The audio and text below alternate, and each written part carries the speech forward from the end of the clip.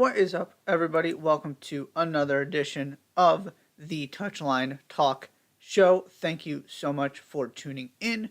As always, be sure to hit that subscribe button so you don't miss any of the content I am putting out every single week. In addition to this show, good amount of stuff to cover. We're going to start in a second with Carabao Cup and then get into both what's happened in the Bundesliga, Gio Reyna, all of that good stuff, and then really dive into the situation at Everton because it is not as complicated in terms of what needs to happen next as people are making it out to be. So I'm going to explain all of that during the rest of the show. But first, Carabao Cup semi-final action. First legs are done. Manchester United get a 3-0 win over Nottingham Forest. Deserved win. Not particularly close. Marcus Rashford does what Marcus Rashford does every game at this point. Scores. He gets another early goal just like he did against Arsenal. Just glides through Forest defense. And all of a sudden, all this excitement about having a home game, being in against Manchester United in the semifinals of the Carabao Cup, kind of takes the energy out of the City Ground a little bit. Morgan Gibbs-White then has a very good moment where he does something that not enough players do, which is hold on to the ball long enough in a transition moment where you have the numbers advantage to actually force the defender to commit to you and take that defender out of the play. He manages to do it really well, except Sam Sturridge is just offside, despite the fact that there was nobody there because Morgan Gibbs-White did his job. So Sturridge has a terrific finish. He just needs to stay on side. He didn't carry out his end of the bargain there. It was very close in Sturridge's defense. But Forest get that goal chopped off, and that really kind of felt like that was that. United add two more. Wout Weghorst gets his first goal for the club. Bruno Fernandes then adds one at the very end to really put this out of reach. Of course, you still have a second leg to go. But if you're Forest, you really needed to at least come away with a tie. You probably needed to win to feel good about your chances here. And you had your one opportunity to really change the way this game was going. And because it's not like United were terrific in the first half. A lot of this was Forest making a couple defensive mistakes on those first two goals. And when you're missing your one opportunity because you get caught offside on the one really good chance you get, and you're gifting these kind of opportunities to Manchester United, you're not winning with the way United are playing right now. So this one goes exactly as expected. Of course, United still have to make sure they see this out in the second leg at Old Trafford. But they did exactly what they needed to in terms of just taking the energy out of this tie, really. Now you're hoping for a miracle rather than really believing if you're Nottingham Forest you can pull this off and get to a Carabao Cup final. The other thing I want to mention briefly on United here, just in terms of the significance, one of the things I talked about with this in the quarterfinals was this idea that it's going to have massive implications for all four of these clubs. We're going to get a really interesting story no matter how these semifinals play out. Of course, Newcastle, waiting for a trophy for decades. New ownership, this would be a statement of intent. Southampton very well may get relegated. To have a trophy after what they've been through this season would be a huge deal. Forest, again, just coming back up to the Premier League. Also still trying to avoid relegation. That would be an incredible story. And then you've got United, whose last trophies came in the 2016-17 season, and now under Erik ten Hag are one foot in the door of a final, the first opportunity that they get, and are still, by the way, in all of the competitions that they started the season in. Assuming things go to plan over the weekend, you're talking about, and next week in the second leg, you're talking about, right, final rounds of the FA Cup, the final of the Carabao Cup, and now you're gearing up for Europa League knockout stage and a battle for top four. If you're a Manchester United fan, you can't ask for much more than that. So, United get the job done in the first leg. Newcastle also get a road win in the first leg to set up a what should be a comfortable return to St. James's Park, although they don't do it as emphatically as United. And so this one is still up in the air, right? Southampton get a goal, everything changes. Joelinton managed to have a very special kind of hat trick in this game that you don't see very often, which is the goal disallowed, missing the sitter, and then actually scoring a goal that did count. This could have been 2-3-0 had Joelinton taken specifically that chance that I believe he skied it over the crossbar, if I remember correctly. That's the one he should have scored. Then it's 2. It's a different conversation. You're feeling much better if you're Eddie Howe. Miguel Almiron was also really, really good in this game. Got to give him his props. And the other noteworthy thing, again, Newcastle were the better team. They deserved to win. Both these games pretty much won as you would expect. But Adam Armstrong did put the ball in the net. Now it got taken away because of a handball on him, just like Joelinton's. But Southampton were hanging around in this game. And just continuing to grow in confidence. Nathan Jones deserves some credit for what he's been able to turn. I mean, it didn't start well for him, but what he's been able to turn this team into from just a belief standpoint has been pretty impressive. So if you're a Southampton fan, I'm not giving up hope on this. You've got a difficult task because this is a Newcastle team that don't give up goals, and you're playing them in front of their fans who are loving every second of this, desperate for a trophy, knowing that they just need to get this over the line, and they're playing Manchester United probably for the Carabao Cup. So certainly not an easy task, but to me there is a big difference in how I feel about these two heading into the second leg. Okay, second thing here, I wanted to spend some time talking about the Bundesliga. Obviously, it returned over the weekend. You got a slate of midweek games that we're in the middle of here. And there are two major storylines I want to cover here. The first, of course, is what Gio Reyna has done. After everything he went through during the World Cup, after the World Cup, and he was just kind of sitting there not playing because Dortmund were on this winter break, he comes out, he scores not one but 2 game winners off the bench. Now, before I get into the Reyna thing, this Dortmund team continues to confuse me. They continue to not be as good as I feel like they should be defensively. I really thought this was going to be solved with these center backs they bought, and, they had to win a 4-3 thriller in their first game back. Now, defensively, it was better the second time around. But they found a way to get these wins. And not all of the teams above them have been able to do that, which I'll get to in a minute here. So, positive signs for Dortmund. I'm still not putting too much stock in these couple of wins in terms of, I expect them to qualify for the Champions League because they are clearly one of the 4 best teams in Germany. I'm not going to overreact to getting a couple wins based on how their season has gone. Now, the Reyna part of this. The celebrations, and specifically the first one.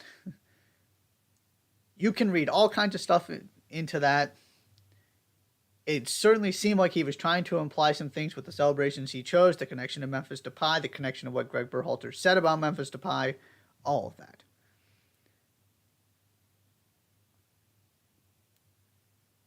I'm not going to really try and analyze what's going on in Gio Reyna's mind.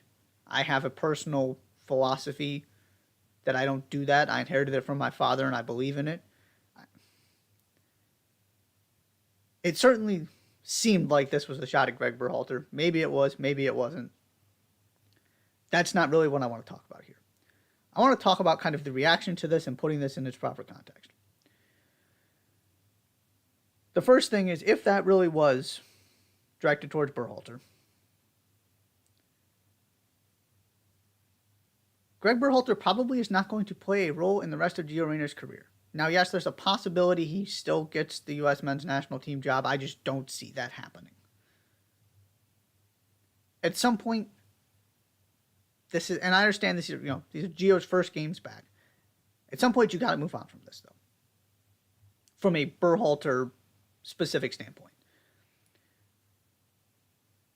because we really don't need to make this into a whole thing. Generally speaking, now if you want to say that Berhalter had questions about Gio Reyna's talent based on the way he decided to use him in the World Cup, then fine.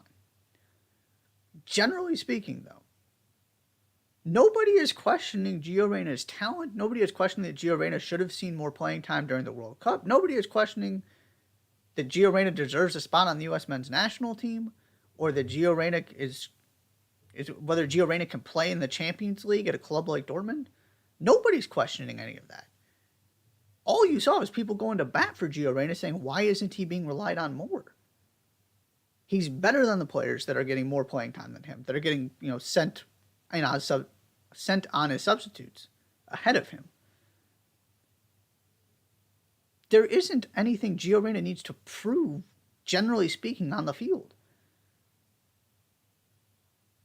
And at some point, we got to move on from the Berhalter. Now, we're not going to move on until all this actually gets sort of sorted and decisions are made about Berhalter's future and all of that. And, right, the connection between what Reyna's parents did, what Reyna knew about it, how he feels about... That's the part I don't want to get into because I just don't know. And we probably never will know. This could be exclusively coming from Gio Reyna is just furious that Greg Berhalter publicly threw him under the bus. It could be as simple as that. And the other part of this is that nobody is excusing Greg Berhalter's role in this. Everybody is saying, you got to be better than that. You can't do that. That is poor leadership. So we kind of got to separate this stuff. And I hope that Gio Reyna is also able to separate this stuff. Because these goals, it's great for him, great for Dortmund, great to see a U.S. men's national team player scoring important goals in the Bundesliga. But he could score a goal every single game the rest of the season for Dortmund. It doesn't answer the questions that are being left with what has happened. Because those questions are about attitude, behavior, mental toughness, resiliency, whatever other words you want to throw in there. Nobody is questioning Gio Reyna's talent. And so to see the immediate reaction appear to be to go after Greg Berhalter is not a great look when you are questioning somebody's maturity. Now again, he's at the very beginning of his career. Nobody's got it all together at his age. Which is where, again, I just want to move on from all of this if I'm him. And so kind of seeming to go after Berhalter,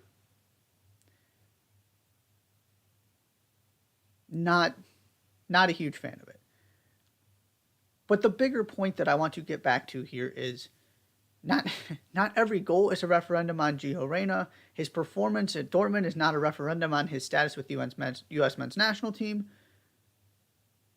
Because we need to see how Gio Reyna carries himself in that environment again. This would be different if we were talking about, for example, Ricardo Pepi. Right? And Ricardo Pepi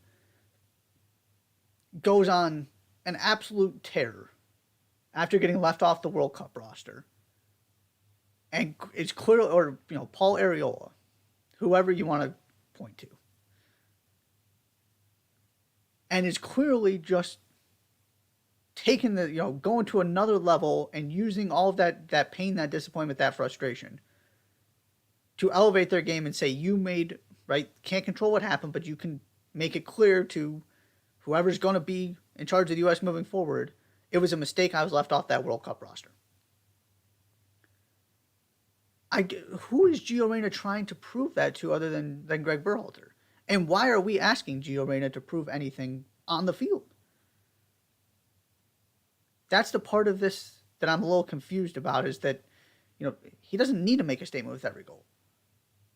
I understand the emotions of, I wasn't a huge fan. I'm not getting worked up about his celebrations. This is more about the response to the celebrations and from the U.S. men's national team fan perspective. We don't need to make this bigger than it is. He scored a couple important goals for his team. One of them was a brilliant goal. That's awesome. It doesn't prove anything because he can't prove what he needs to prove and re-earn his teammates' trust. By the way, his teammates who, don't play for Dortmund, by scoring goals, because nobody's questioning his ability to do that. What I want to know, and what I'm sure his teammates want to know, is the next time you get into a situation where you're asked to play a role on a team or things aren't going well, play a role that you don't like, you're struggling, whatever it might be, how are you going to respond to that? Because you see what Paul Areola said, talking about why he was in this U.S. men's national team camp. He said, if I have a kid one day, I want my kid to be able to look at me and say, after, the biggest disappointment of my life, not making that roster when it seemed like he was going to, I picked myself up and I went again. That's the kind of thing you need to see from Gio Reyna, and you can't see it based on scoring goals in the Bundesliga. And we're not going to be able to see it for a while. It's just a question that's going to linger until we're getting into Gold Cups, hopefully a Copa America, 2026 World Cup. All Gio Reyna can do at this point is perform well, which obviously he's doing, and try and move forward from this. And so I just want to see, first of all, let's just all, again, try and keep this all in perspective. And for everybody's benefit, the less we can make this about stuff that has already happened, the better. And this is the first time he's playing, so it's inevitable. It's going to come up. It's going to come up again once the U.S. hires a coach, once these investigations are done, all of that. But we don't need to be freaking out because Gio Reyna scored a couple goals. And hopefully Gio Reyna is focusing forward, not on Greg Berhalter. Because if that's the person he's trying to prove things to, and again, I completely understand why he, outside of everything that happened with his parents, why he would be so frustrated that Berhalter threw him under the bus like that. I totally get it. And, can't put yourself in the mind of Gio Reyna. But I do hope collectively we just look forward with all of this and not make things bigger than they need to be, not make every goal a referendum on Gio Reyna and who was right and who was wrong, because we love to just run to the drama. And it's better for Gio, right? Gio Reyna, more than anybody else, needs to move on from all of this because of how it's made him look and what got exposed about his behavior at the World Cup. And so part of that is, to his credit, right, drawing headlines in a much more positive way by scoring key goals for his team and winning games for his team. And the next part of this is actually collectively moving on from all of this and there is no way to undo what has happened, and it's going to take a long time for Gio Reyna to, if he ever can, kind of regain the spot he had in terms of how his teammates feel about him, how the U.S. men's national team fan base feels about him, all of that. This has been incredibly ugly. But there's just this tendency to sort of pull everything we possibly can out of every little moment, and there's just no need to do it. He scored a couple goals. Terrific. The stuff, as I've been saying, the stuff he needs to actually show, the work he has to do to rebuild these relationships and rebuild trust within that team, has nothing to do with his talent, because nobody's doubting his talent. It's about how do you handle yourself, how do you behave, how do you prove that you're more mature and are going to respond differently to similar situations if they come up in the future, all of that kind of stuff. And none of those questions are going to be answered with goals for Borussia Dortmund. The other thing I want to get to on the Bundesliga side is that Bayern have drawn twice in 2 games since coming back from the winter break. They were dead even against Leipzig. If you look at the balance of play, if you look at the expected goals, the score line, there was nothing between those teams. Not a bad result. Those are the kind of games, if you're trying to win, if you've got a lead, you're trying to win a title, making sure people don't gain points on you in games like that is all you really need to do. But then they followed that up with a Köln performance that looked incredibly similar to that stretch where they kept drawing and then lost a game in the Bundesliga and kind of fell off the face of the earth for about a month there.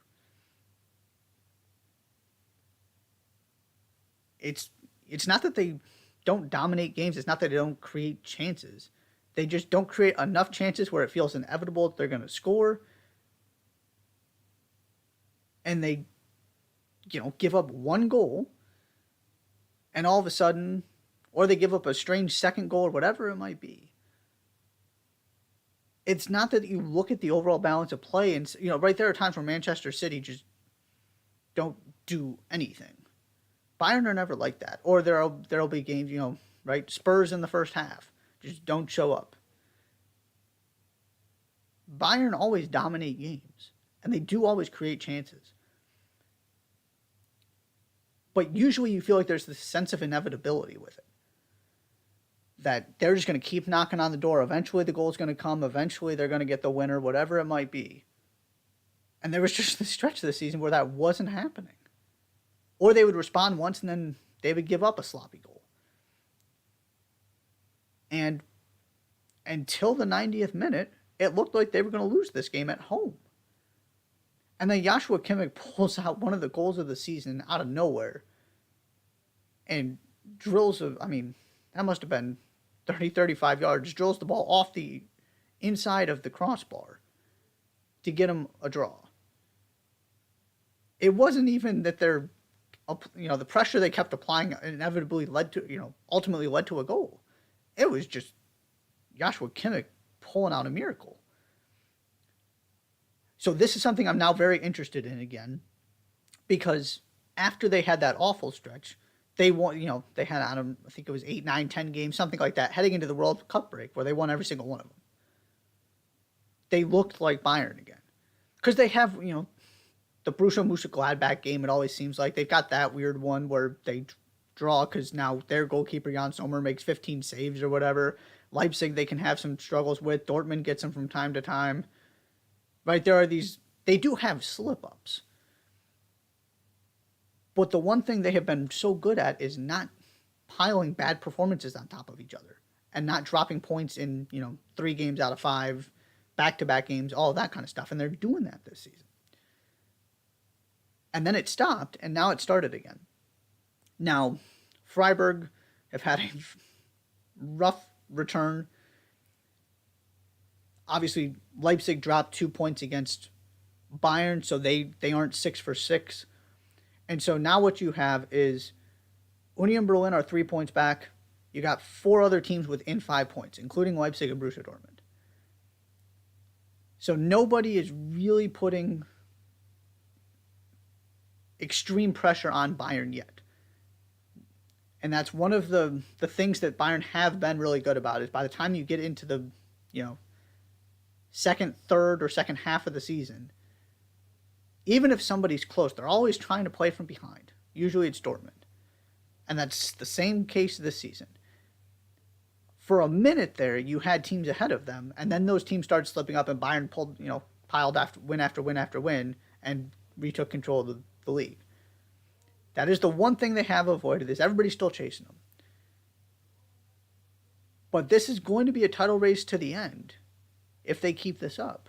Because one of these teams, whether it's Union Berlin, whether Dortmund get incredibly hot, I still think Leipzig are the most likely out of all of these teams. I do think somebody is going to be good enough because you have so many options. Maybe Freiburg pull it back together. Somebody is going to make Bayern earn this. I don't think anybody's going to have enough to take it from Bayern. But I do see a world in which, it's a 3-point gap heading into the last game of the season. And if something bizarre happens, like that Köln game, and Joshua Kimmich isn't there to score a worldie, maybe, just maybe, this gets real interesting. So that was the other thing I wanted to mention here is the Bundesliga is back and back in a very interesting way, from Gio Reyna game winners to Joshua Kimmich thrillers, and Bayern dropping more points to make this more interesting and at least keep this title race going for a little bit while longer. That is all for the first segment here. I'm going to take a quick break. When I come back, all things Everton. Looking back on Frank Lampard's tenure now that he has been let go, and moving forward, who should Everton be looking to? The answer is obvious, and I will explain why. You're watching the Touchline Talk Show. Don't go anywhere.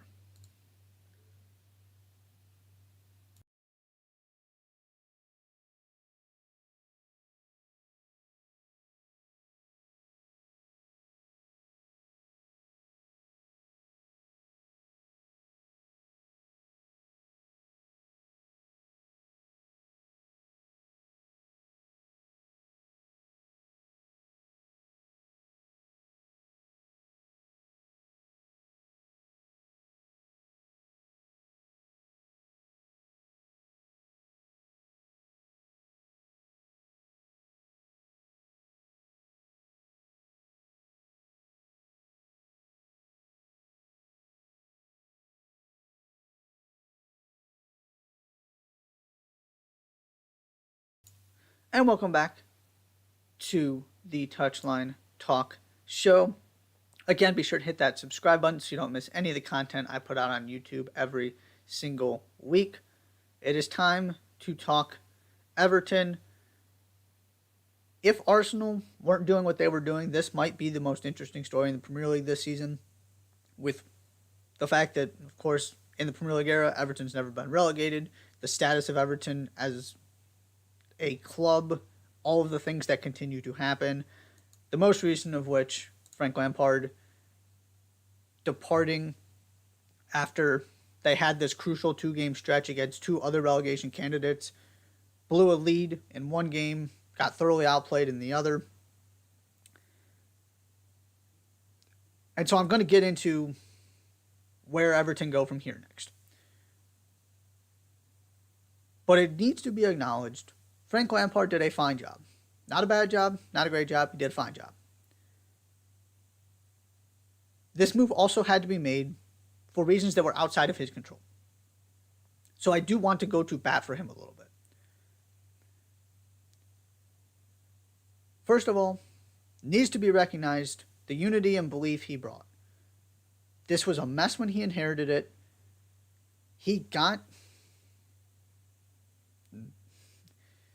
There were some negatives that came with it, I would argue. But he got everybody, fans, players, he got everybody on the same page. He gave everybody something to believe in, and it got the club pulling in the same direction, which is no easy task. That has to be part of this. And the other thing is, basically, you're now trying to find somebody to do what Frank Lampard did last season. Right the ship, find a way to stay up, try and remove the toxicity. What Lampard wasn't able to do was to build on the momentum, the excitement, or maybe relief is the better word, at the end of last season. Maybe part of that is because Frank Lampard is still very early in his managerial career. And a lot of that has to do with the disorganization at the top of this club, the lack of direction, the lack of money, all of this stuff that Frank Lampard had no control over. And so based on his body of work, he didn't deserve to be fired. It wasn't fair to him, and there was also no alternative, because something needed to change, and he's the only thing that can change. Again, not fair to him, that's just the reality of the situation, and that is what you are signing up for if you are inheriting a club in a situation like Everton was. You are the first person to go if you choose to attach yourself to that situation, and you don't find a way to remedy it. Even if most of it is not of your own doing, That's the risk that comes with joining a team in a relegation fight. But from moving forward, if I'm considering Frank Lampard for a position, this doesn't necessarily make me more confident in his managerial abilities, but it also doesn't make me less confident. I feel about the same as I did before this, maybe even a little bit better, because there was some defensive stability at times that you didn't really see at Chelsea. There was an ability to appeal to and connect with a fan base. Nobody at Everton, from a fan perspective, thought Frank Lampard was the problem. They all understood the situation. He just wasn't able to overcome everything that was thrown at him. So then that gets into the next question of who takes over, what happens next. And so I'm going to run down some of the names that are getting thrown out there. I was looking at, odds most likely to get this job. And I'm going to save what is the obvious answer for the very end. Basically, I'm just going to eliminate everybody else and then explain why, if you are Everton, there is one call you have to make first. One of the people you're hearing a lot about is Marcelo Bielsa. It should be noted, first you have to convince Marcelo Bielsa to actually come to your club, and that is much more difficult than just about any other manager in the world, to actually get him to want to be interested in your project, particularly when you're in a situation like Everton is right now. But let's just say Marcelo Bielsa is really interested. Marcelo Bielsa is a builder. He is a visionary. He is not a fixer. He is not a problem solver. He is not interested in short-term solutions.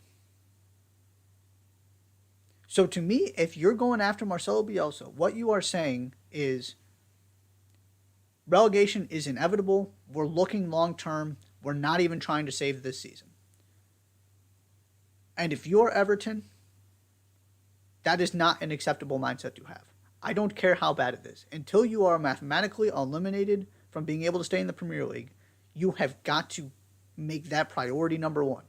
Not just because of the financial implications, but also because you're Everton and you should never be relegated. So from that standpoint, Marcelo Bielsa does not fit at all. What Marcelo Bielsa is good at, and I know he doesn't necessarily stay places extended periods of time typically, but what he's good at is what Leeds allowed him to do. Come in, make this yours, slowly turn this into what you want it to be, and we're going to back you 100%. Everton don't have that kind of time. Everton also don't have that kind of money. And I'm not just talking about being able to buy players. Because Marcelo Bielsa is actually pretty willing to work with what he's got. But Marcelo Bielsa is the guy who kind of went into Leeds before he even got the job, as he was talking to them and said, yeah, here's what I want the training ground to look like. He is going to investigate every single detail of any club he takes over. And he is going to expect that when he wants things to happen, they happen. Everton have the money to make that happen? Where is this money coming from? And not just that, but also the backroom staff he's going to bring after you just fired your manager and are dealing with financial fair play. This just makes no sense to me. And I'm a big Bielsa backer. It's not that I think Marcelo Bielsa is bad by any stretch of the imagination. I'll go to bat for him. This is about finding something that actually makes sense for Everton. He is about the last kind of manager I would want. Now, if you were to have some kind of short-term solution here and then you're already relegated and you're in the championship next season, okay, we're having a different conversation. But like I said, you cannot get to that mindset and think that way until it actually happens. And that means you've got to appoint somebody who you believe is going to have a chance to turn this around. And that person is not Marcelo Bielsa. Second guy on the list, and I'm not going in any specific order, just kind of throwing out names as I wrote them down. Rolf Hasenhüttl. He would be higher up on my list, but the reality is that Southampton had been on a downward trajectory well before he actually got fired, and he was not able to put an end to that. Going back to last season, it had just kind of gotten worse and worse. Is that entirely his fault? No. He had some really good moments. I think he's a good manager. Again, this is about what Everton need right now. And you look at what Nathan Jones has been able to do in these past few weeks. Part of that is probably just having a new voice in the building and kind of a fresh start. But once those 9-0 started happening, it just kind of didn't get any better under Hasenhüttl. And there were indications that this kind of really bad season for Southampton were coming. So I see Hasenhüttl more as a long-term guy as well, that he can build something sustainable. But where he struggled was when it started going bad. And when it went bad pretty quick. And that is not what Everton need right now. Third, Wayne Rooney. Can we just remove, unless nobody else wants this job, can we just remove these people, and I'll get to the next one in a minute here, with no experience from this conversation?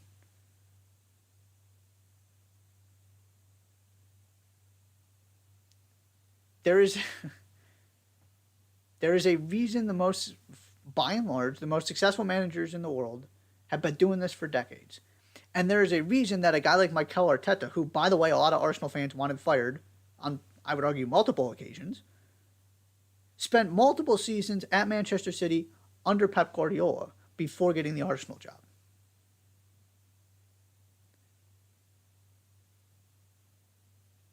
You don't just get good at this immediately.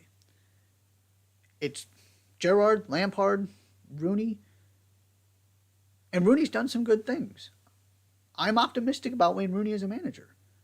Wayne Rooney is not prepared to go take over a sinking ship in the Premier League.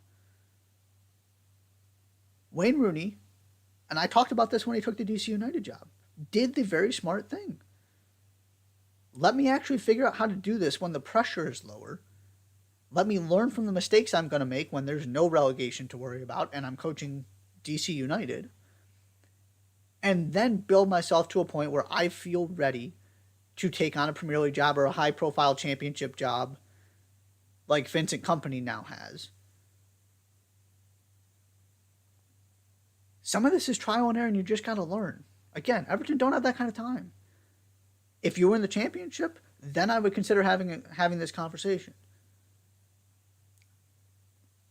But that's not where you are, and that's not how you can be thinking. So I'll go to the other person that fits into this category, and that's Duncan Ferguson.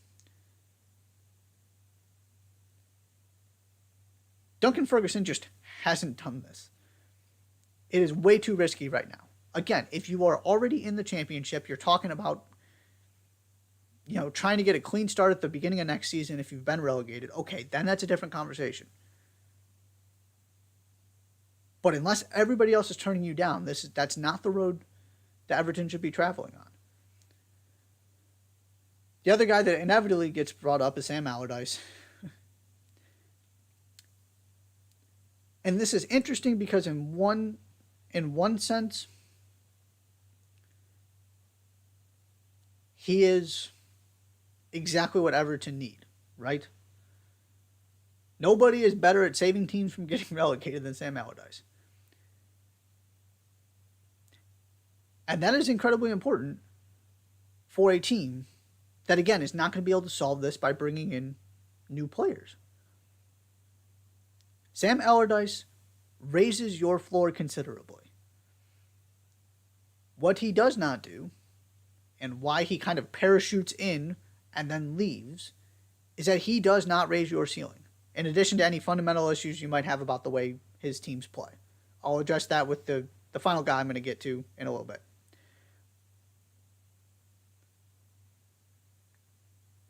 That is a problem when you look at what has happened to Everton. Frank Lampard did what Sam Allardyce gets brought in to do last season. Find a way. And then what happened? Well, Charleston got sold out of necessity. He was not replaced. This team that almost got relegated got worse on paper, and now they're in the relegation zone.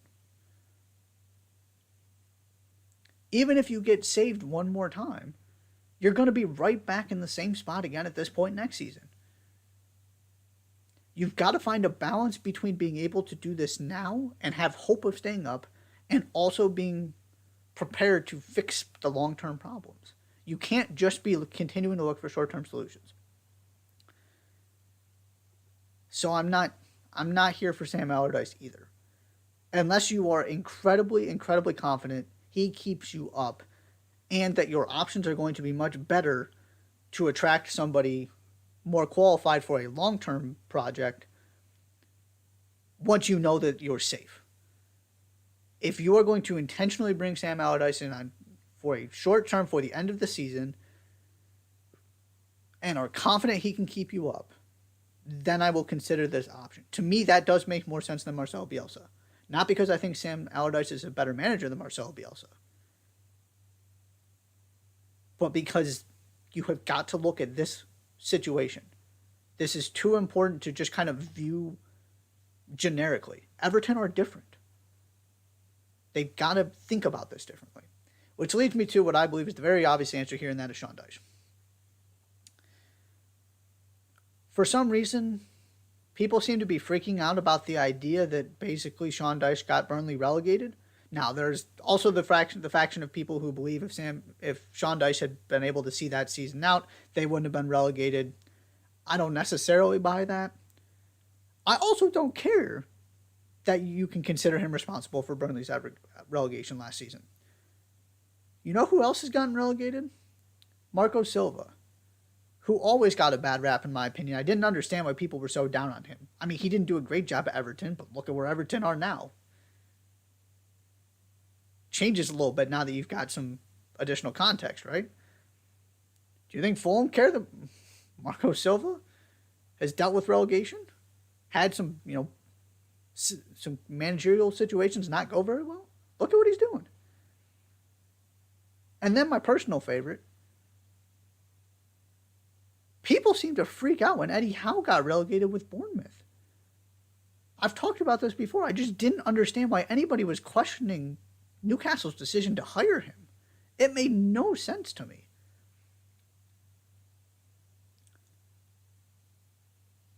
And so this is where I want to go to kind of my logic with Dyche.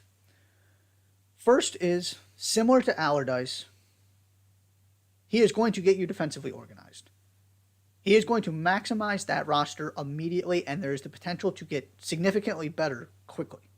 That is very important because, again, you are not worried about anything other than trying to avoid relegation. Number two, and this is more from a long-term standpoint, because I'm just not convinced the season can be saved. You've got to try, and to me, Sean Dyche gives you as good a chance as anybody. The second thing, if you can find a way to either avoid relegation, bounce right back, whatever it might be, and eventually get back to being Everton, why are we, I guess I'll put it this way, are we sure Sean Dyche's Everton are going to look like Sean Dyche's Burnley? And I will never be somebody who apologizes for playing that style when you are Burnley trying to avoid relegation and trying to just stay in the Premier League and maximize your group of players with your, relative to everybody else in the league, your limited spending power. I will never apologize for doing what you have to do to try and pick up points and try and win games. I feel very differently if you're Jose Mourinho at Manchester United, Ole Gunnar Solskjaer at Manchester United, to a certain extent Antonio Conte at Tottenham refusing to play. That is different because you are in a very different situation with the squad you have. Burnley, I do not care what technique you use. Your job is to try and get points and try and avoid relegation. So I asked that question about, are we sure that Everton is going to look the same as Burnley did if they hire Dyche? Because Eddie Howe's defenses were not good at Bournemouth because it was Bournemouth.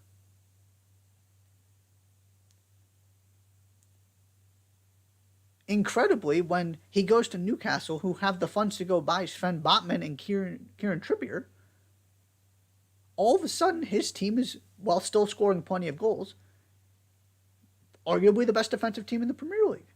It's not that hard. He's got better players and money to go buy more.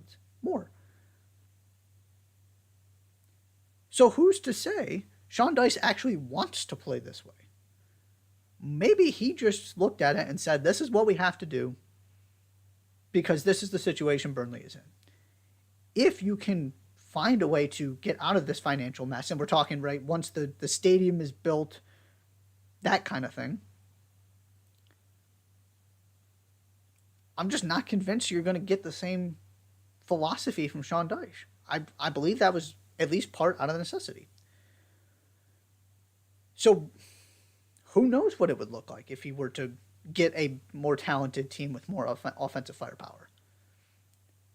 Now, the other thing I will say is it's not a great, I will acknowledge it's not a great look that Vincent Kompany has Burnley playing the way that they are.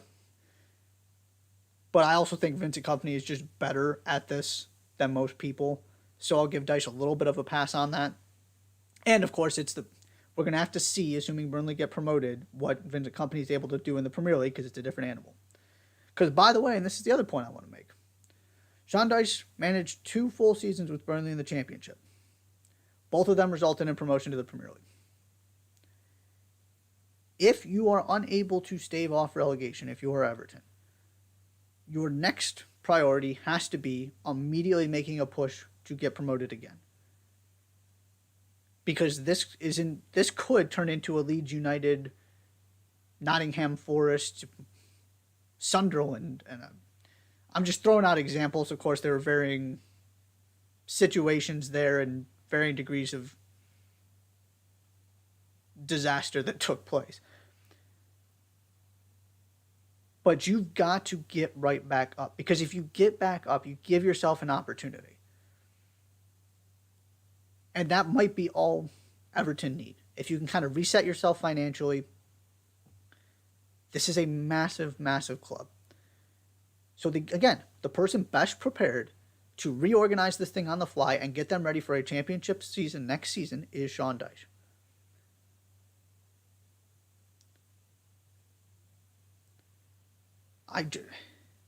This is just not hard to me. Maybe he doesn't want it. Because if I'm Sean Dyche, my question is, which club do I feel like I have the ability to go get back to a point where I am competing for European spots?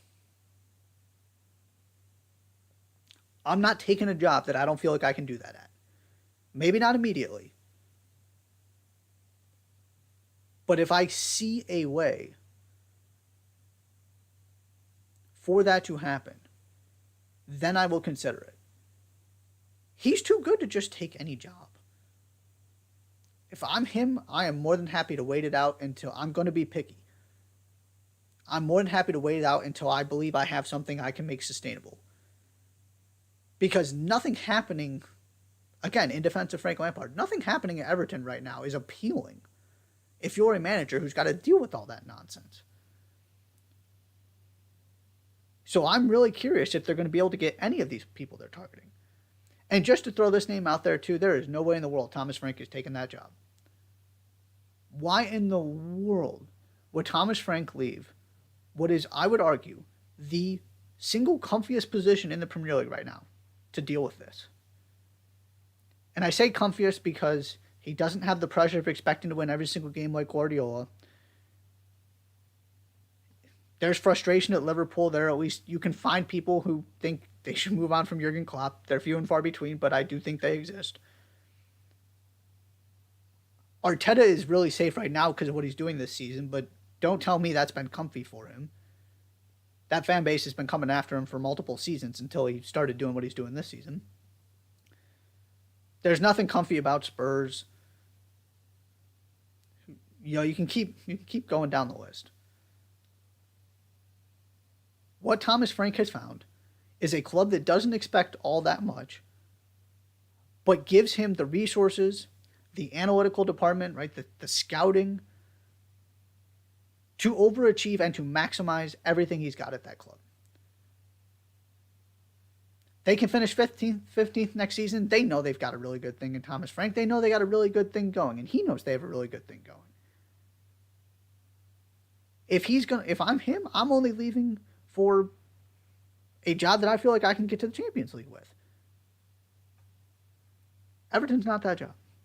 So I've seen that a little bit too. If they can get him, that'd be phenomenal. I don't see any way in the world that happens. So to me, the answer is Sean Dyche. I'm not worried about the relegation. Sometimes you run out of time. And so, yes, there was also some downward trajectory from Burnley like there was with Southampton. I will acknowledge that because I used that as a knock against Hasenhüttl. But to me, it's different. And I look at this very similar to the way I look at Eddie Howe. You were trying to keep Burnley in the Premier League. And you did it, and you did it, and then you did it again, and you did it again. And eventually, the goals dried up, the defense slipped a little bit, and you weren't able to survive. It happens. It's incredible to me sometimes, just in sports generally, how much we attach the ability of a coach to wins and losses. When there are so many other factors, again, in defensive Lampard, that play a much bigger role than the ability of the manager or coach or whatever sport it is.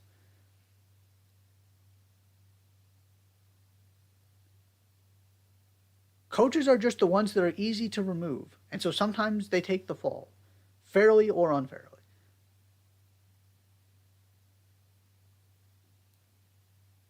But Eddie Howe didn't get better. I'm sure he reflected on some things. It's not like he became an exceptionally better or different manager. He just has Newcastle's financial resources now. He's not playing with a team of guys that was built in the Championship. It's a very similar situation to what Sean Dyche found himself in at Burnley. Now, they did it in opposite ways, right? Howe found a way to make Bournemouth one of the top 5, 6 attacking teams in the Premier League. They were just awful defensively, but they scored enough goals to keep themselves up. Dyche found a way to do it the other way, to not concede enough goals to avoid relegation, basically.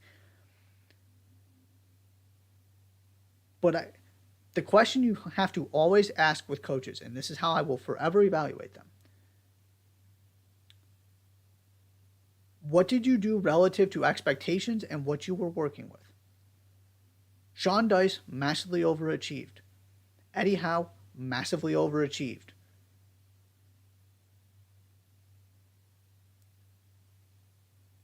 So it's only logical to expect, once again, if you hire Sean Dyche, you are going to overachieve. Now, what that means for Everton, I don't know. I'm not convinced that even means you avoid relegation.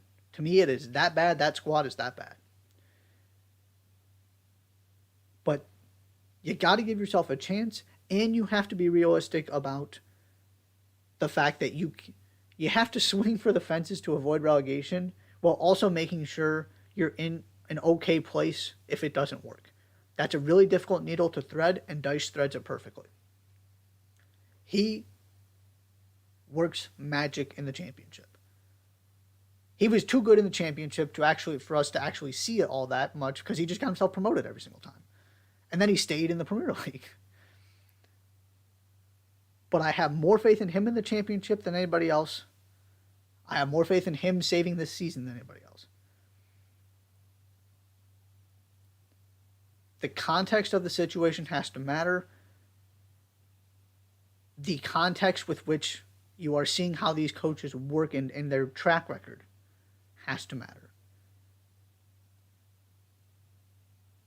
Sean Dyche did an incredible lot with very little at Burnley. If I'm him, I'm not touching Everton. but that has to be the first call Everton makes. Again, it makes the most sense short term, medium term, and long term. Because he could be there for 5+ seasons if this works. You got to give him the time, and you got to realize it's not your manager. You got all these other problems you need to address. But I just look at this list of other options, and I just don't see how any of them fit. I think Dyche is the best of this bunch anyway, outside of the context. And in this particular situation, he checks every box in a way nobody else does. We'll see if Everton actually listen to me. But there is my thoughts on that situation. Going to take one more quick break and come back with the weekend look ahead. You're watching the Touchline Talk Show. Don't go anywhere.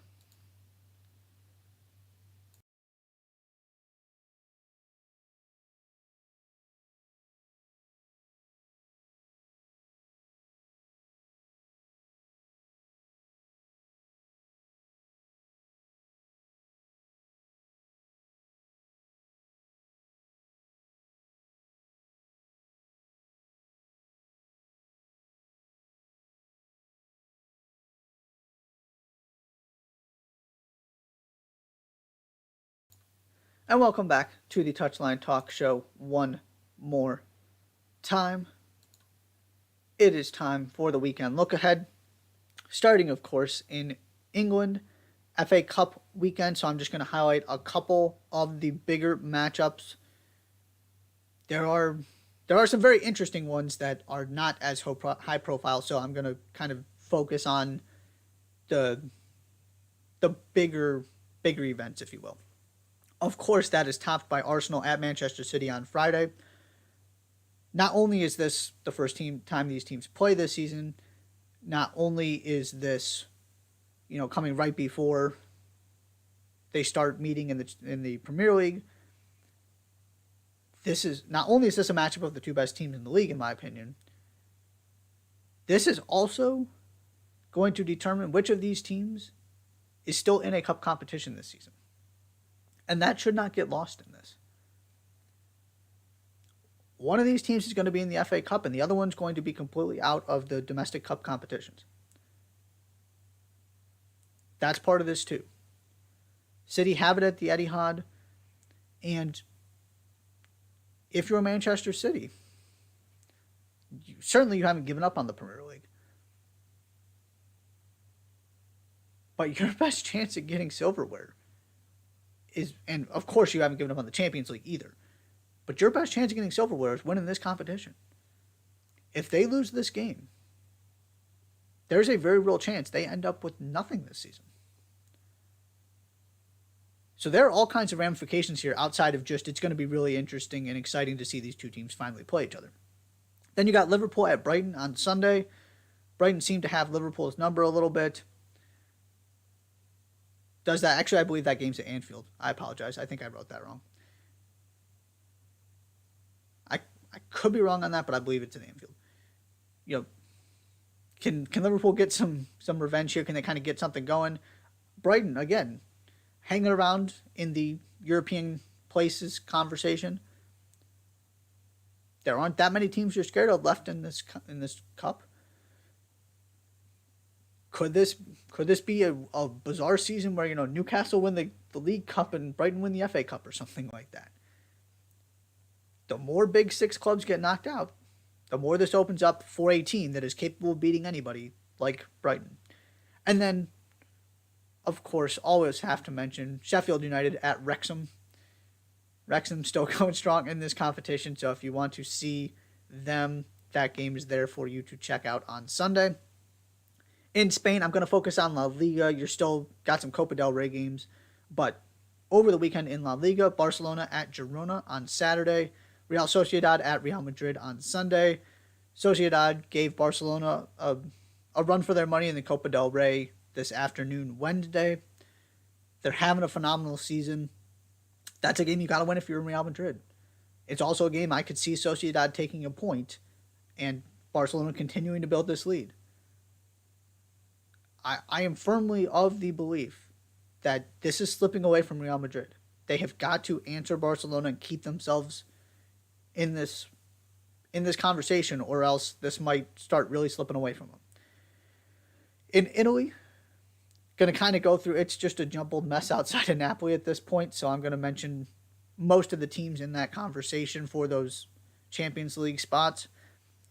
Inter Cremonese on Saturday, Sassuolo at AC Milan on Sunday, Fiorentina at Lazio on Sunday, who quietly are having a nice little run here, and Roma at Napoli on Sunday. Roma also getting themselves back into that Champions League conversation. Napoli in danger of running away with this thing completely. Even if they lose to Roma at home, they're going to be just fine. But that is your high-profile game, is Roma at Napoli. And there's just been a bunch of points dropped by all of these teams. It's been a really sort of strange season that way, that nobody has separated themselves in terms of being able to keep pace with Napoli. Every time you feel like somebody's getting some momentum, whether it's Inter, AC Milan all of a sudden are getting whacked by good teams, nobody has been able to sustain anything. There's just kind of been ups and downs in this cycle going back and forth, and now all of a sudden, your Romas, your Lazios, your Atalantas are right in this conversation again, because Inter and AC Milan, specifically AC Milan, who were always kind of a little bit ahead of everybody, have really struggled here, and so now this thing's wide open. Germany, Eintracht Frankfurt at Bayern Munich. Frankfurt, dangerous team, having a good season. This is another one. I'm very curious how Bayern respond. This is a game they should win. Can they stop it at 2 draws, or are we going to have this thing where they go, a month and a half, dropping points every other game? Stuttgart at Red Bull Leipzig. That's all actually on Friday. That's your first game of the weekend. Leipzig just in outstanding form, even with that draw against Bayern. And then Dortmund at Leverkusen on Sunday. Always a difficult game, even though Leverkusen aren't having a particularly good season. And can Dortmund put a run of wins together and get themselves back into this title conversation and show a little bit more consistency to actually make sure they get into those Champions League spots. Finally, France. Top 4 teams in the league. This is what they are doing over the weekend. Lens are at Troyes on Saturday. Monaco at Marseille, also Saturday. That's your 4th place team visiting your 3rd place team. And then Stade Reims at PSG on Sunday. Kylian Mbappe scored 5 goals against a 6th-tier team in the Coupe de France. Wanted to at least acknowledge that was a thing that occurred. I was trying to think of a bigger lopsided matchup in the history of the sport. If anybody's got any, feel free to leave a comment. I'd love to hear it, because it ended the way you would expect it. 7-0 might not even, I was kind of thinking that's not as bad as it could have been. But Mbappe scored 5, so PSG doing just fine. That is all for the weekend look ahead. That is all for the Touchline Talk show. Thank you so much for tuning in. Be sure to hit that subscribe button, and I will see you next time.